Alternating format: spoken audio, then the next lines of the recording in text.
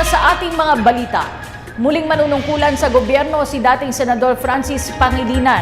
Ito ay matapos siyang italaga ni Pangulong Aquino bilang Presidential Assistant for Food Security and Agricultural Modernization. Nag-uulat si Rocky Ignacio mula sa Malacanang, live.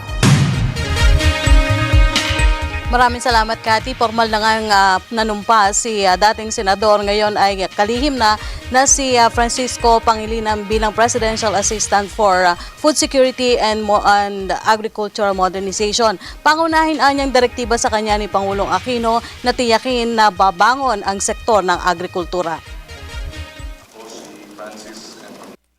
Formal lang nanumpa si dating Senador Francisco Pangilinan kay Pangulong Aquino sa Malacanang. Si Pangilinan na dating chairman ng Senate Committee on Agriculture ang pinakabagong miyembro ng administration na itinalaga bilang Presidential Assistant for Food Security and Agricultural Modernization. Maliwanag na 2 taon na lamang.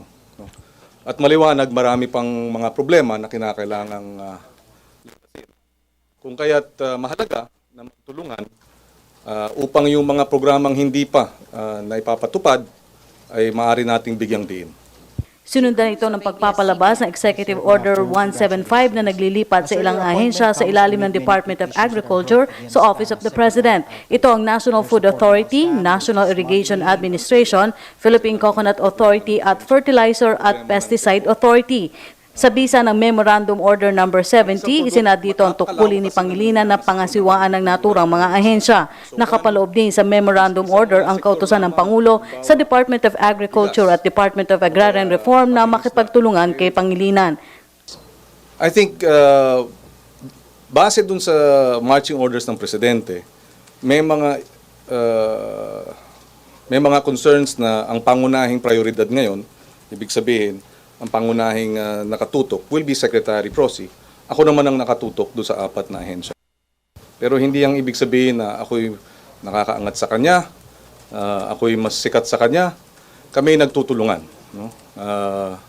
At kung saan hindi naman ako nakatutok doon sa mga ibang bagay sa larangan nga ng agrikultura, siya naman ang nakatutok. Itinalaga si Pangilinan sa harap ng kontrobersya laban kay Agriculture Secretary Proceso Alcala. That was not mentioned. Hindi binanggit yung usapin nung nasasangkot ang ating kalihim sa ilang mga sinasabing mga kaso. So hindi nabanggit 'yon. Bilang dahilan kung bakit tayo in-appoint, no? But sa atin, the marching orders are clean, to clean it up. So we will do what we can, as best we can, to help in that respect. Apart from, of course, the overall picture, no? Ang pinakakabuang layunin natin ay paano pataasin ang antas ng kalidad ng buhay ng ating magsasaka at mangingisda. Food security is, sabi ko nga, ulitin ko, food security can only be done when you secure your farmers and your fisherfolk. So overall program is to address that, including corruption, because nandun na nga ang pondo para sa ating mga magsasaka, nalulustay pa. Ipinagkibit balikat na lamang ni Pangilinan ng report na political accommodation umano ang pagtatalaga sa kanya sa pwesto. Ayon sa kalihim, pangako niya sa Pangulo na tutulong siya sa administrasyon. Partikular kasi pinatututukan sa kanya na tiyakin ang sapat at murang supply ng bigas, tiyakin na naipapatupad ang programa ng irigasyon, tamang proseso ng rice importation at coco levy fund. You can actually speculate as to the reasons behind, no? But as far as we are concerned, there are serious problems affecting our agriculture sector, which needs to be addressed, and we are here to help address these problems. Whether there are political implications or not, as far as I'm concerned, is not my concern. It's not an issue to me. The issue here is maraming problema ang sakahan. It only grew by 1% last year in a universe of 7%.